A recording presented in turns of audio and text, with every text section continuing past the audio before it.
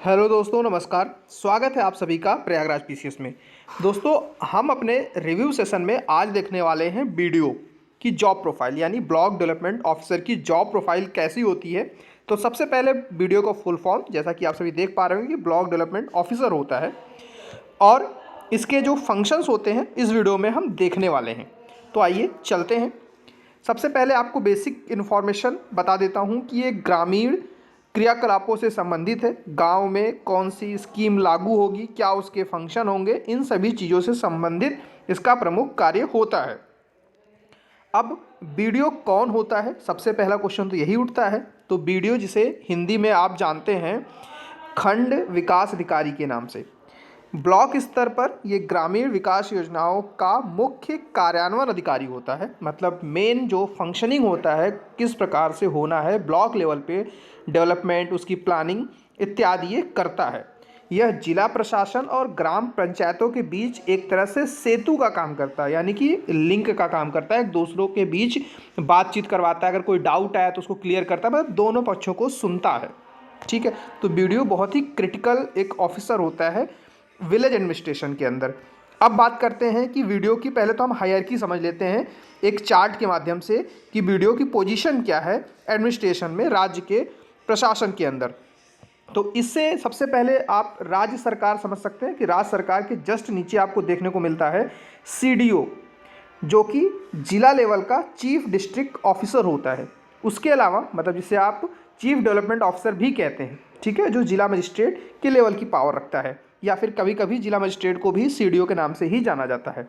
उसके बाद बात करते हैं बीडीओ आता है। तो राज्य सरकार के बाद सीडीओ, सीडीओ के नीचे बीडीओ, जो कि ब्लॉक स्तर का मुखिया माना जाता है डेवलपमेंट काम्स के लिए, विकास के कामों के लिए। उसके बाद ग्राम पंचायत के स्तर पे आप सचिव देखते हैं, और उसके बाद फिर फाइनली ग्राम की जनता जो सुपर होती है, डिसीजन में अल्टीमेट पावर गांव की जनता के अंदर होता है, आप सभी जानते हैं। बट ये पूरा स्ट्रक्चर जो है प्रशासन के, ग्रामीण प्रशासन का, हमने देखा कि उसमें बीडीओ की पोजीशन कहाँ पे है, तो थर्ड नंबर पे पावरफुल ऑफिसर्स की कैटेगरी में ये आ रहा है। अब बात करते हैं कि ये प्रमुख फंक्शन कौन कौन से करता है, इसके कार्य क्या क्या हैं। तो आप सबसे पहले यहाँ पे आपको देखने में समझ में आ रहा होगा कि ये गांव पे जो योजनाएं चलती, जैसे मनरेगा है, जिसका नाम अभी बदल गया, जी राम जी हो गया, उन सभी चीज़ों पे सुपरविजन करता है, गांव के लोगों की समस्याओं को सुनता है, गांव में कौन से निर्माण कार्य होने हैं, उसके लिए कितना फंड आना है, इवन कि स्कूल इत्यादि जो भी आप विकास के अंदर चीज़ें समझते हैं, वो सारे प्रकार की क्रियाकलापों के लिए जिम्मेदार होता है। तो बीडीओ बहुत ही इंपॉर्टेंट एक ऑफिसर होता है। ठीक है, अब बात करते हैं कि विकास क्रियान्वयन में कौन कौन सी योजनाएं आप देख सकते हैं जिसके पास, या फिर जिसको क्रियान्वित करने की इसके पास पावर होती है। तो एग्जाम्पल के तौर पर अगर देखें तो मनरेगा है, प्रधानमंत्री आवास जो योजना है ग्रामीण स्तर पे, उसको देखता है, उसका क्रियान्वयन करता है। स्वच्छ भारत मिशन जो कि ग्रामीण स्तर पे रन होती है, उसको देखता है। वृद्धावस्था या विधवा पेंशन, ग्रामीण लेवल पे सड़क, पेयजल, शौचालय इत्यादि के निर्माण की भी वो जानकारी और समीक्षा करता है। ग्राम पंचायतों की निगरानी किस प्रकार से वो करता है, तो पंचायतों के काम की जांच करता है, पहला चीज़ ये है। दूसरे नंबर पे योजनाओं में कोई गड़बड़ी ना होने पाए, इस बात का ध्यान रखता है। तो गड़बड़ी को रोकना इसका दूसरा प्रमुख फंक्शन के रूप में देखा जाता है। ग्राम सभा की कार्यवाही प्रॉपर रूप से होती रहे, वो रेगुलर मीटिंग होती रहे, आपस में लोग बातचीत करते रहें और पॉलिसी मेकिंग में इन्वॉल्व रहें, इस चीज़ का भी उसे ध्यान रखना होता है। फील्ड विजिट से संबंधित क्या क्या पावर्स हैं, क्या क्या फंक्शंस हैं उसके, मतलब वो ग्रामीण स्तर में जाना और फील्ड में काम क्या करता है, तो गाँव का निरीक्षण करता है कि मतलब गाँव में किस प्रकार की समस्याएं हैं और समस्याओं से निजात पाने के लिए कौन कौन सी स्कीम या पॉलिसीज़ चल रही हैं और उसका क्या स्तर है। निर्माण कार्यों की गुणवत्ता की भी जांच करता है। जैसे आप सभी ने देखा होगा ना कि कभी कभी जैसे रोड वगैरह बन रही है तो उसके अंदर सब ऑप्टिमल क्वालिटी का मटेरियल यूज होता है, मतलब बेकार तरह का। ठीक है, मान लीजिए ईंट यूज़ हुई तो ईंट बेकार, ठीक है, खंजर ईंट यूज है, कच्ची ईंट यूज़ हो गई, तो ऐसी जो गड़बड़ियाँ होती इनको वो जांचता है। उसके अलावा जनता से सीधे संवाद कर भी सकता है, उनकी समस्याओं को सुन सकता है, वो समस्याओं को सॉल्व करने की पावर भी रखता है। वो पॉलिसी मेकिंग में रिकमेंडेशन भी दे सकता है कि हाँ, इस पर्टिकुलर क्षेत्र में इस चीज़ की ज़रूरत है, इस और उस विकास के माध्यम को प्रायोरिटी भी दे सकता है। तो इस तरह से कुछ फंक्शन है जो बहुत ही स्पेसिफिक नहीं है, बट हाँ ब्रॉडर जो है फंक्शन उसके पास हैं। स्टाफ पे नियंत्रण की पावर भी वो होल्ड करता है, क्योंकि अपने लेवल के डेवलपमेंट का अच्छा खासा पावरफुल ऑफिसर होता है, तो वो किन किन स्टाफ पे नियंत्रण रख सकता है, तो ग्राम सचिव पे कंट्रोल करता है, रोजगार जो सेवक होते हैं उनको, और पंचायत के कर्मियों को डायरेक्शन देता है, और टेक्निकल जो सहायता करते हैं उनके ऊपर भी इसका अच्छा खासा कंट्रोल होता है।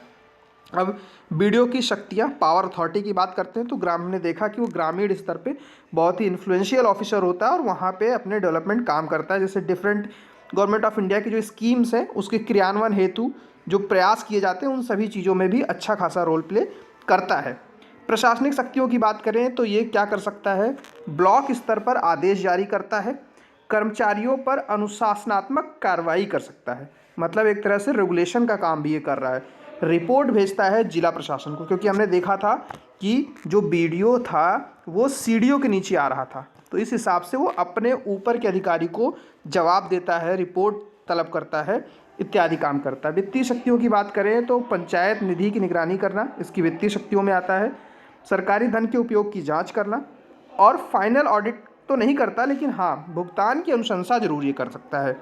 ठीक है, तो इस हिसाब से अगर हम बात करें तो बीडीओ जो इतने सारे फंक्शन देखने के बाद ये पता चलता है कि बीडीओ एक बहुत ही ताकतवर अधिकारी होता है, अल्टीमेट पावर होल्ड करता है, लेकिन हाँ डीएम एसडीएम से बस वो नीचे होता है क्योंकि वो सीडीओ लेवल के ऑफिसर्स वाली पावर होल्ड करते हैं।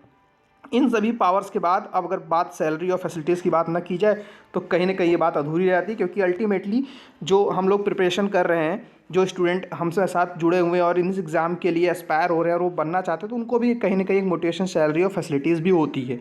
तो आप देख सकते हैं कि ठीक ठाक फैसिलिटीज़ भी इनको मिलता है, राज्य पे डिपेंड करता है कितनी सैलरी उनकी मिलती है। एक जनरल आइडिया अगर लगाएं तो कितना जो उनको वेतन मिल जाता होगा, तो 7वां वेतन आयोग के हिसाब से लेवल 7 या 8 की सैलरी उनको मिलती है। इस हिसाब से उनका जो बेसिक पेमेंट होता है वो 44,900 से लेकर के 56,100 रुपये के आसपास का आंकड़ा अभी सामने है। इसके अलावा इन हैंड सैलरी में जो एडिशनल बेनिफिट मिलते हैं उन सभी को ऐड करने के बाद ये 55,000 से लेकर के 75,000 से ऊपर तक ही रहती है।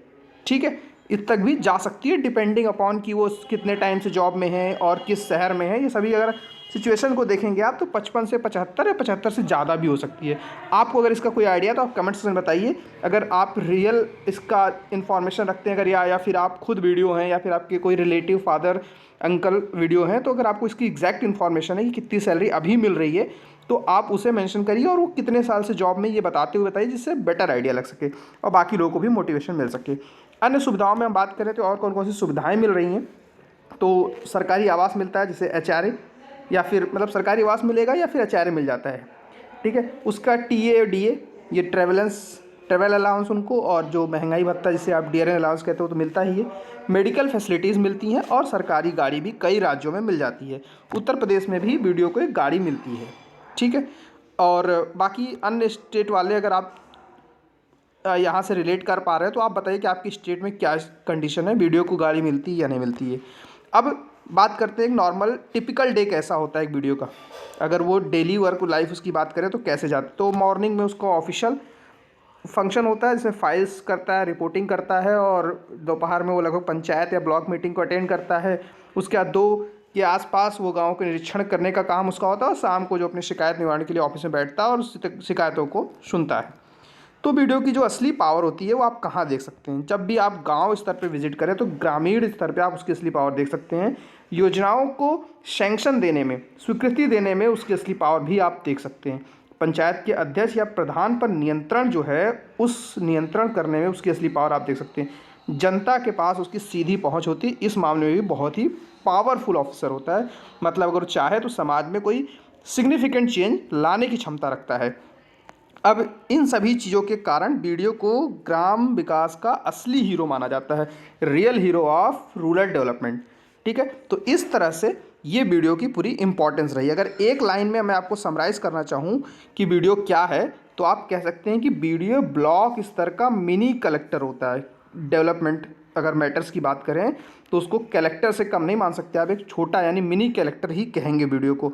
तो दोस्तों इस तरह से ये वीडियो में हमने डिटेल में बीडीओ के बारे में पूरी पावर, उनकी सैलरी प्रोफाइल, क्या क्या सुविधाएं मिलती हैं, सभी चीज़ें डिस्कस की। अगर आपको यहाँ पे कुछ चीज़ें ऐड करनी तो आप कमेंट सेक्शन में हमें बताइए कि आपको भी एडिशनल इन्फॉर्मेशन अगर हो तो, जिससे बाकी लोगों को भी इसकी फ़ायदा मिल सके।